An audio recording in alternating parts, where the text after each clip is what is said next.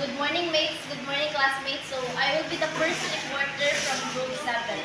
So today I am going to discuss title 8. So I am going to discuss the crimes against person. So what are the crimes against person? So first is we have the Article 246, which is the parricide, and the Article 248, which is the murder. So let's discuss first what is parricide. So for the chapter 1, destruction of life, section 1, which is the parricide, murder, and the homicide. So what is parricide or Article 246? So parricide, any person who shall kill his father, mother, or child, whether legitimate or illegitimate. When we say legitimate or illegitimate, whether imo siyang family by kanang papers like married ba or dili married, basta kay imo siyang father, mother, or anak. Or his spouse. When we say spouse, yahang husband or wife shall be guilty of parricide and shall be punished by the penalty of reclusion perpetua to them. So, our reclusion perpetua is 20 years and 1 day to 40 years. And natin possible na may mga lifetime imprisonment. Yes. As amended by the Republic Act No. 7659. So, what are the elements of parricide? So, first, of course, that a person is killed. So, dapat patay jud ang person. Patay jud ang papa or mother or ang bata. Second is that the deceased is killed by the accused. So, dapat ipatay jud siya sa accused. That the deceased is the father. Dapat ang namatay jud is ang papa, mother, or child. Whether legitimate or illegitimate, or a legitimate other ascendant or descendant, or the legitimate spouse of the accused. So when we say ascendant or descendant, an ascendant, mo ni siya ang parents, grandfather, grandmother, and then ang galing descendant is mo ni siya ang anak.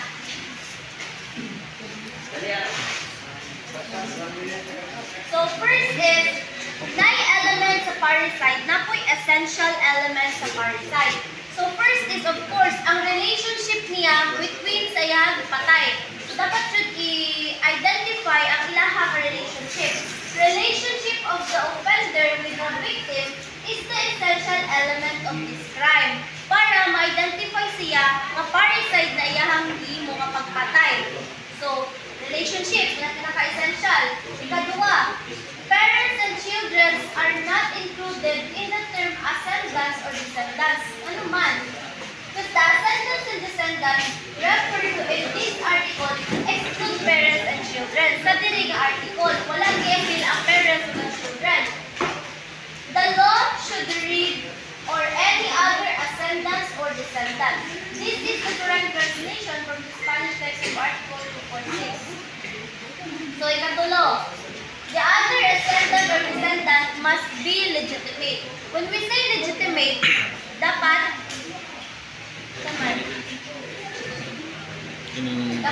ano dyan sila? Family good sila by blood. By blood. Hindi lang nga by blood. Pwede na siya pwede niya po siya matawag. Oh, by blood. That's right. He who kills an illegitimate grandfather or an illegitimate grandson is not guilty for parricide. Diba, ang i-mention kanina, only ang father, mother, and ang child. So, na-discuss further.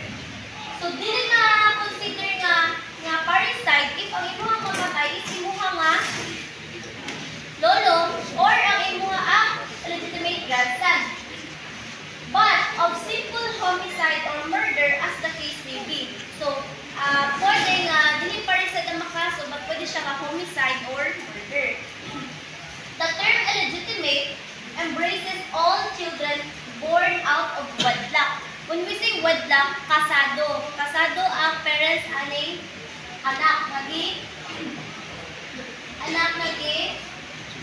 patay. Adultery, incestuous, and sacrilegious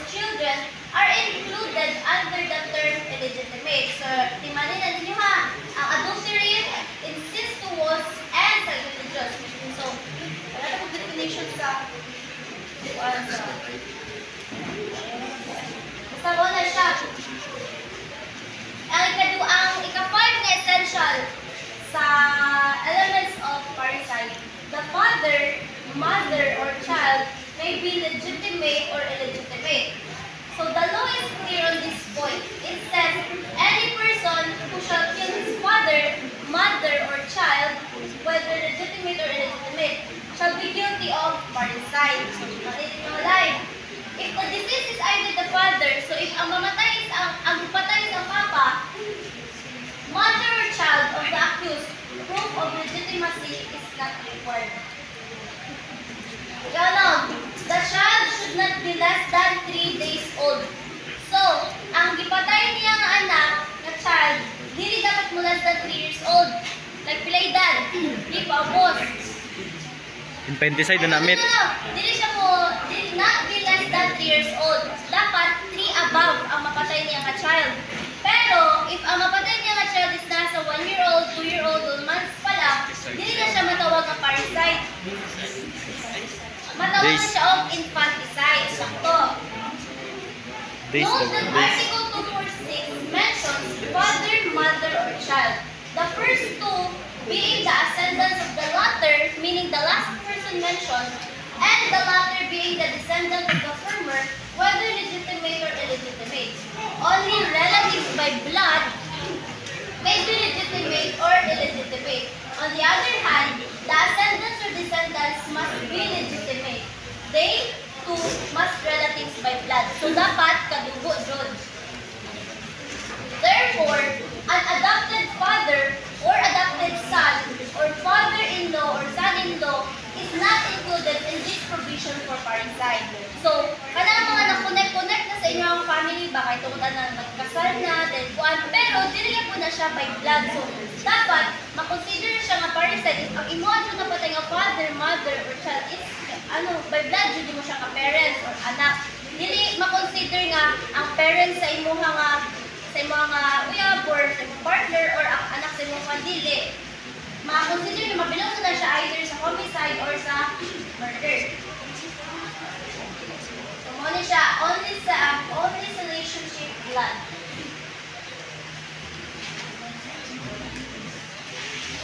Number 7, the spouse must be legitimate. So, klaro na kayo. Dapat, kaning iyahang husband or wife, legit with iyahang papers, niya kasado sila. Thus, when a moro, sorry ko na rin moro. Kaning moro, ano siya, Muslim. Muslim siya. Muslim. So, di ba ang Muslim is okay lang mga sawag, tulong ka buok.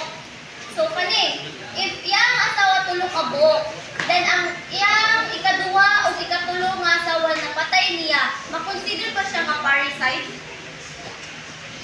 Yes. Dili. Ano abutan daw dili? Thus, when a moro 3 wives, and he killed his 3rd wife, he cannot be held liable for parricide. Ano man, his marriages with his 2nd and 3rd wives are null and void. Meaning to say, dili valid. Ang gid sa balaod is ang 1st wife niya. Kanang duwa gi katulo, once mapatay na nila, dili na siya makonsider as parricide. Mabilong na siya sa murder or homicide. Nahala na sa duwa. Masya, tiba nito ha? Ikawalo, number 8. Killing illegitimate spouse and illegitimate daughter. Guess na ninyo ba diba sa illegitimate? Very good. The accused killed the woman with whom he lived maritally and their daughter. It was held that there being no clear evidence of marriage between the accused and the women. So wala marriage certificate na nakita ng kasado sila and the women. So he was liable for homicide only and for parricide for killing his daughter. So, ang mga kaso na sa iyaha, since gipatay niya ang iyaha nga partner nga bayi, instead ng parricide ang mga kaso sa iyaha, since wala kayong marriage certificate na napakita ang kasal sila, murder ang he was liable for homicide only and for parricide ang iyaha nga anak. niya mismo.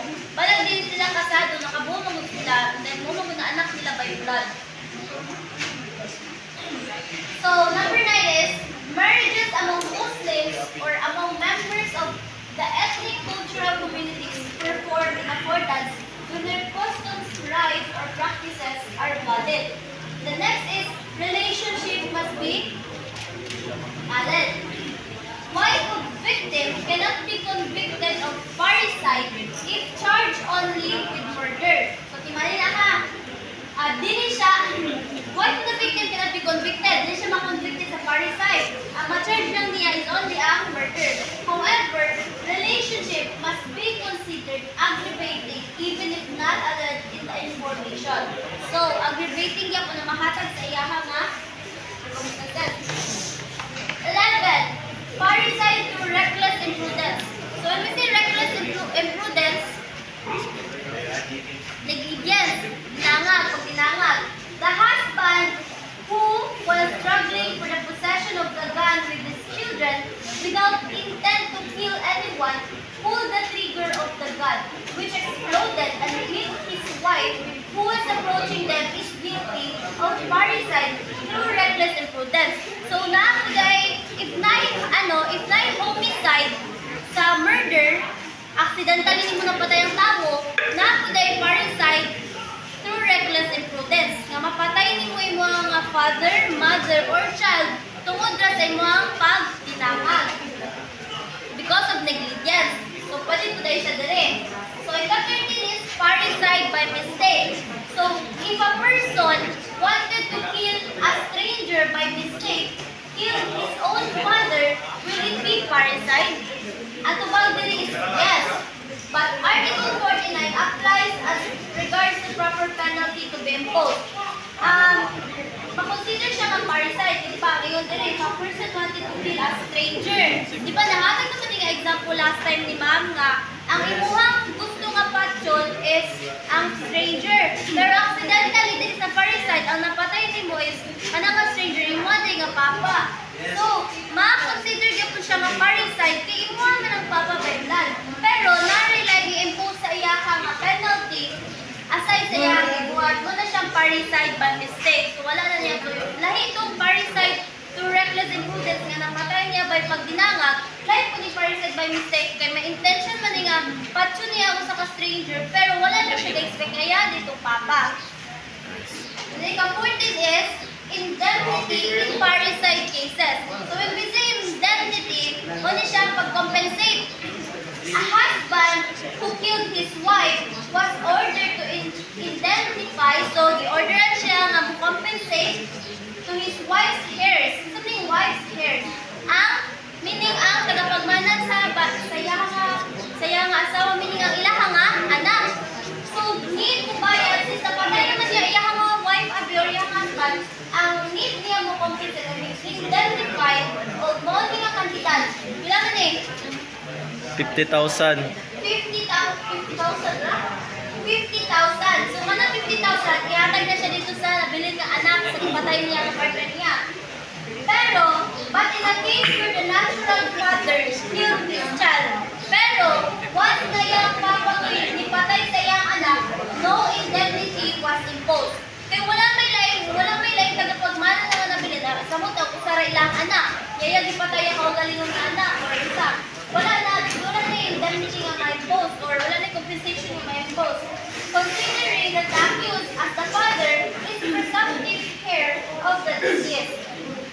So, ika-15 is liability of stranger cooperating in parricide. So, sa may mga liabilities sa ka-stranger na ni-cooperate ka patyon.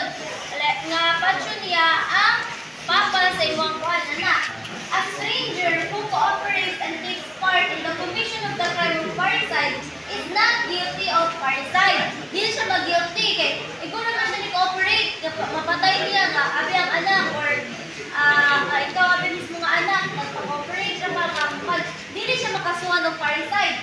But only homicide or murder. So, lalagyan ko din mong kaso. Ang itatawag ka nga, patso din mo ang papa sa imo ang classmate abe, tabang ka. Di ka makasuhan ng parricide, pero di ka makasuhan ng murder, which is ang iyang kami po niya penalties, reclusion perpetua, or pwede maabot sa lifetime imprisonment. So, example ni siya sa parricide. Pedro felt favoritism among his siblings. So, si Pedro kuno, naka-feel siya og bias between sa iyang mga siblings, the way he treat sila sa iyang mga father. From the day he realized that his father loved his two younger siblings than him, he ended planning to liquidate his father. So, gaplan siya nga hiluan niya nga papa. He went to a shop where he finds himself a poison for rats. So, di ba, kanang poison for rats, makapatay man yun ay kapalayin na siya sa tao, di ba?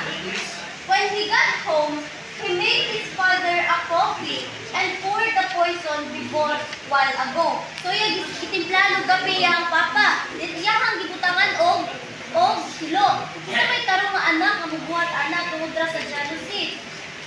Good while ago. And with that, his father felt weird minutes after drinking the coffee. So, pila na kaminuto nga na inom sa iyang papa ang coffee, i-affect dahil ang poison niya ang gibutang. His father collapsed to the ground and combustion na. Hours later, his siblings saw their father's dead body and Pedro smiled. Diba? Kuyo kay si Pedro kay may pagka-psychopath siya. Kay tungod sa jealousy, nabuhat niya nga patyon iya nga papa. So, mo na siya makasuhan siya og parricide. So, mo na siya ang example sa parricide. So, gets na rin yung parricide? Yes, mate. Okay, very good. So, now let's move on to murder. Murder na po ta. So, for the Article 248, which is the murder, any person who not falling with the provision of Article 246, also to Article 246, parricide, shall kill another, shall be guilty of murder, and shall be punished by reclusion perpetua to death. So, mauang gyapon nga punishment ang dawaton sa parricide o sa murder.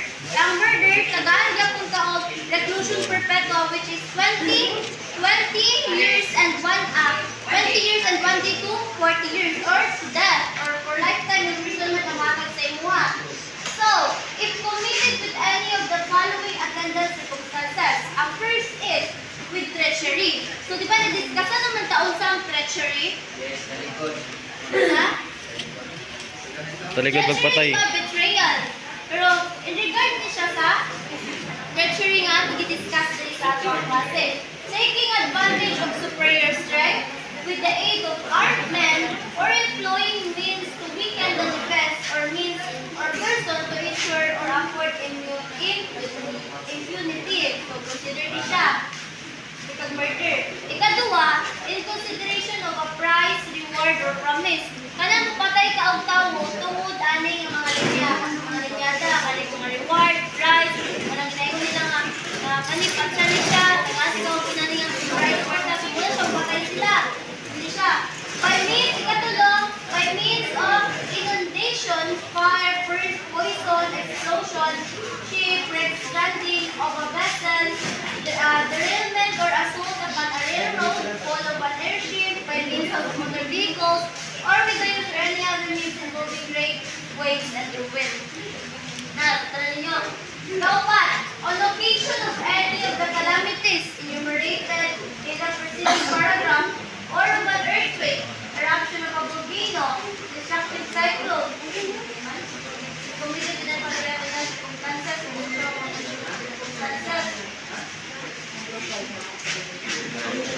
Kaupat, ay kalima, with evident premeditation. So when we say premeditation,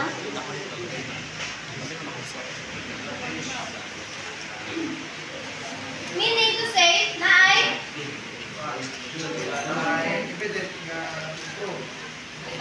sakto. Na ay evidence na liberty sa premeditation. Ikaw with cruelty by deliberately and inhumanly augmenting the suffering of the victim, or outraging or scoffing at his person or force. So, here are the elements of murder. So, first is that a person was killed. So, dapat patay jud ang tawo naging murder. Ito siya elements. that the accused killed him. Of course, dapat ang accused, patay siya sa accused. Ikatulo, that the killing was attended by any of the qualified circumstances mentioned in Article 248. So, ikaw pa, the killing is not parricide or infanticide. So, usa rin siya ka-element sa murder. Dili siya parricide or dili siya infanticide. Para sa gingon ako ganiya. So, those are the elements of murder. So, not falling within the provisions of Article 246. So, saan kanina pa dili ka maglibog atong 246 sa parricide, na ato siya i-consider sa murder. Although Article 248 makes reference only to Article 246, which defines and penalizes parricide, it is understood that the person killed should not be less than 3 years old. So, muna siya gingon ako kaganina. Dapat ang mapatay niya nga anak is 3 years old above. And dili siya mo, below pa lang inasabat na kaya gipatay, dili siya makonsider niya murder or parricide. Which is, dapat, wala siya ka infanticide. Ang pagpatay sa bata nga naka 3 years old below. Otherwise, the crime would be infanticide, defined and penalized by Article 255. Ma-discuss na siya later on sa next time na reporter. So, here is my example sa murder. Maria planned to kill her co-worker, Juan. So, gaplano si Maria nga patso niya ang nga co-worker, which means Juan. Diba? Bahay pa na, lucky due to a particular reason that she wanted to take the position the latter has, meaning the last person mentioned, which is si Juan. So si Maria, pagkasuya-suyaan niya siya, nagpagandaan po siya nga ang position sa iyang co-worker, mabutang sa iya ha. So, dili siya mo make like paagi na makuha to niya, na dili siya mo patay og tawo. So, mo ni siya. Since nga ganahan niya siya mo take sa position ni Juan, Maria, ang gimo ni Maria arrange a party where Juan is invited. So, naggamagama og party si Maria para ma-invite niya si Juan ay sa ila balay. So, mo na to. In the moment Juan got drunk, so muna, party na. Then, the moment na nahubog na si Juan and goes to the bathroom, syempre hubog naman. Nato na sa bathroom, to puke the followed, to puke, isuka siya dito sa bathroom, kaya hubog na. She followed him with a knife. So, alert niya si Maria, isundan siya to plano, isundan din niya si Juan pagpado sa CR. She followed him with a knife and took the advantage of stabbing him at the back. So, di ba? Klaro di kayo nga murder ay gibuhat. Sa likod pagod sa likod with gikuan, like makabalo dyan ka. Walay idea ang patsun mo siya. At the back multiple times while he was sitting near the bathtub. Di ba? Imagine ninyo, gasuka to si Juan. Tinatunggang pagod siya. Sago na ito yung gisuka nga. Juan, bubog. Stop. Hours had passed when another co-worker saw Juan's dead body in the floor. So, after sa pilang ka oras, naisunod yung CR dito sa bathroom para mo CR. And then they found out nila na narito ang patay na lawas ni Juan. They tried to take him to the hospital, but the doctor announced DOPA, meaning death on arrival. So, muna to siya. Napatay jud niya si Juan. And muna siya makonsider ni as murder. Na siya intent, napatay niya nga, iplanuhan niya patson. So, muna siya murder. That's all my report.